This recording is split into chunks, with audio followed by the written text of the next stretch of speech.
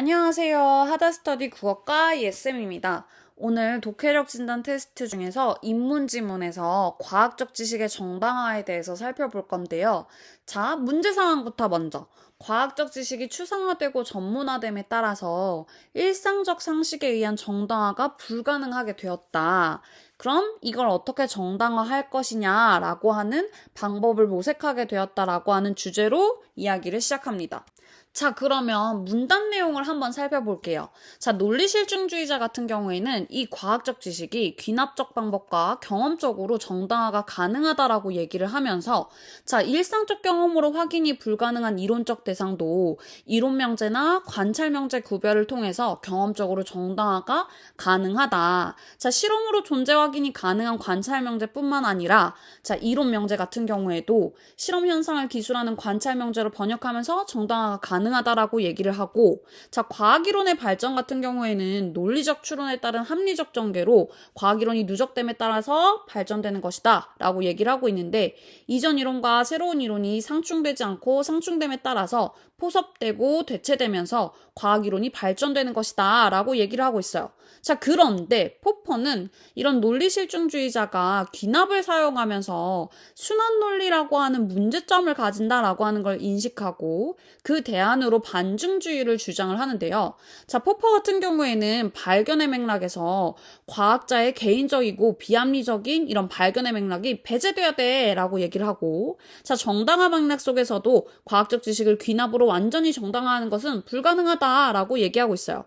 자, 그러면서 과학과 비과학을 나누는 방법으로 반증주의 방법을 얘기하면서 검증이 가능한 명제들로 구성되어 있는 것이 과학이고 자, 모순이 발생됨에 따라서 과학적 지식이 아닌 것들이 비과학이다라고 반증주의를 통해서 나누고 있습니다. 자, 그런데 이 포퍼의 내용조차도 실제 과학 연구에서 반증 논리로만 결정적으로 반박을 하기에는 거의 불가능에 가까워라고 하면서 이런 요소들을 통해서 과학 발전에 큰 영향을 끼치기도 하는데 이런 것들은 포퍼가 얘기한 것과 다르다 이 말이에요. 자, 그랬을 때 이런 내용들을 가지고 문제로 한번 들어가 보도록 하겠습니다. 자, 그럼 문제로 가볼게요. 자, 윗글의 표제와 부제로 옳고 그름을 OX로 판단하시오라고 나오는데 자, 표제와 부제라고 하는 것은 전체적인 글의 흐름을 포괄할 수 있는 큰 제목과 보충하는 제목이에요.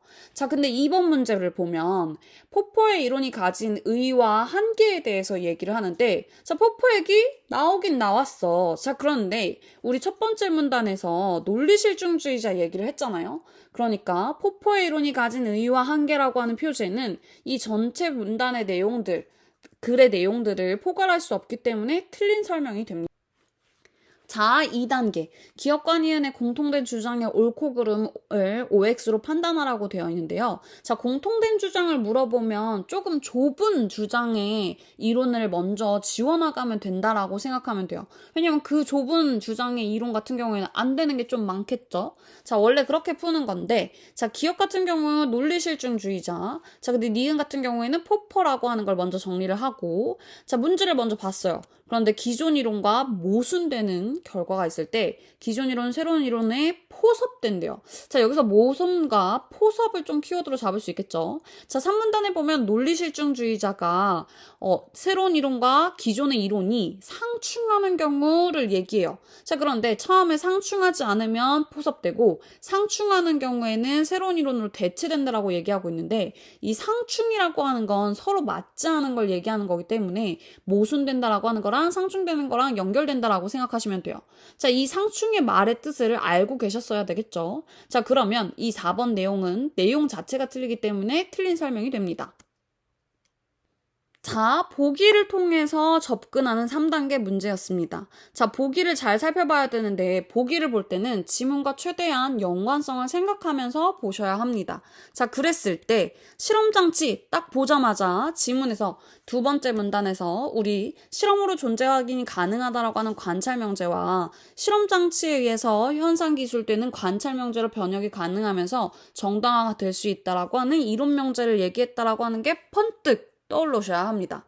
자, 그 다음에 에테르를 보면서 우리 5문단에서 포퍼 얘기를 하면서 이 얘기 했는데 하면서 에테르는 가상의 매질로서 마이컬슨 몰리 실험으로 반증이 되었고 과학적 지식이 아니다라고 판결이 났다라고 하는 거가 머릿속으로 떠올랐어야 됐고, 자 보면 지문에서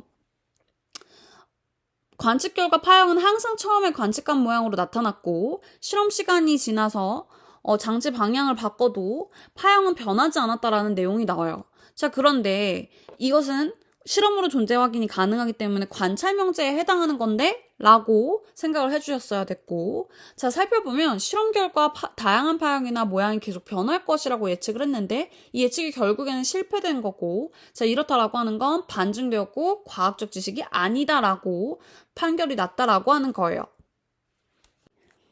자, 문제에서 2번. 실험에서 항상 처음에 관측한 파형이 나타났다라고 하는 거. 나타났다라고 하는 건 우리 결과에 해당하는 거라고 했었죠. 자, 그랬을 때 관찰 명제냐라고 물어봤으니까 관찰 명제로 따라가 볼게요. 자, 이 문단에 봤더니 관찰 명제는 실험과 같은 방법에 의해서 그 존재를 직접 확인할 수 있는 실제들이라고 얘기했으니까 우리 관측한 거잖아. 제가 그래서 맞는 설명이라고 체크하실 수 있습니다.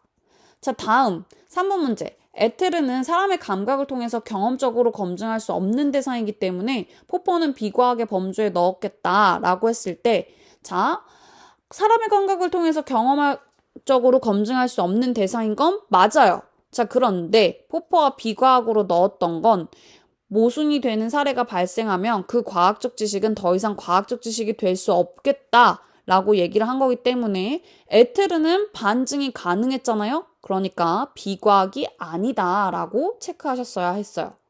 자, 다음 5번 문제에서 마이컬슨과 몰리가 과학적 집단에서 영향력이 없는 위치에 있었다면 실험 결과가 받아들여지지 않았겠군 이라고 얘기하고 있는데, 6번째 문단을 보면 우리 과학자 집단에서 어떤 위치에 있는 사람이 관측하고 실험한 것인지에 따라서 큰 과학적 결과에 영향을 미쳐서 포퍼의 주장과 맞지 않다라고 하는 내용이 나왔었죠. 그러니까 이 부분은 맞는 설명이라고 할 수 있습니다.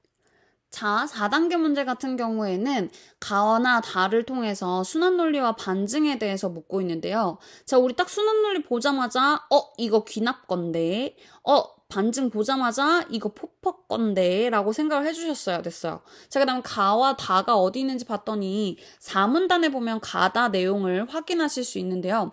자, 5번 문제를 한번 같이 살펴볼게요. 자, 나가 거짓일 때, 어떤 백조는 희다라고 하는 게 거짓일 때 모든 백조는 희다라고 하는 게 거짓이 되는 것은 반증이고, 가가 거짓일 때 모든 백조가 희다라고 하는 게 거짓일 때 어떤 백조는 힐 것이다 라고 하는 게 거짓이 되는 게 순환 논리래요. 자, 그랬을 때 반증에 대한 것만 먼저 살펴보자면, 자, 모든 백조는 희다 라고 하는 명제들은 어떤 백조는 희다 라고 하는 명제들이 모여서 형성된 거래요. 자, 근데 반증주의 방법의 설명을 보면 명제들 중에서 하나라도 모순이 되면 그 과학적 지식은 더 이상 과학적 지식이 아니다라고 하는 것들을 얘기를 해주고 있어요.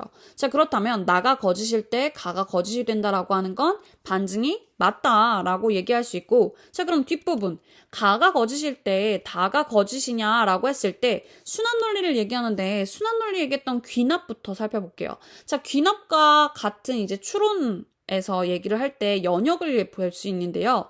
자, 귀납과 연역의 차이는, 자, 귀납 같은 경우에는 어떤 백조는 힐 것이다가 거짓이라면 개별적인 내용이 거짓이 되었죠. 자, 그럼 모든 백조는 희다라고 하는 이 일반적인 추론이 가능하다. 그럼 얘도 거짓이라고 추론이 가능하다라고 하는 게 귀납이에요. 자, 그에 반면에 연역은, 자, 모든 백조는 힐 것이다 라고 하는 일반적인 추론에서 거짓이 나왔다면 어떤 백조는 희다 라고 하는 개별적인 내용도 거짓이다 라고 하는 게 추론이 가능하다. 일반에서 개별적인 것을 추론하는 것을 우리 연역이라고 해요. 자, 그럼 우리 아까 문제에서 봤을 때 가가 거짓일 때 다가 거짓이 된다라고 하는 건 우리 일반적인 거에서 개별적인 것을 추론하는 것이죠. 자, 그럼 이것은 연역에 해당해요. 자, 그럼 순환 논리는 귀납의 문제점인데 연역의 문제점이 아니기 때문에 이것은 틀린 설명이 됩니다. 자, 인문지문임에도 불구하고 이런 명제라고 하는 게 나오면 좀 친구들이 많이 어려워하는 것 같아요.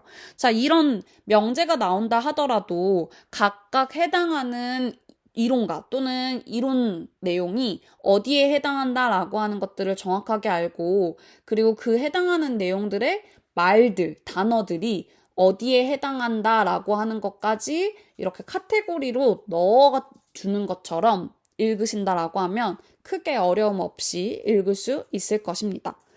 우리는 다음 시간에 만나요. 안녕! 끝!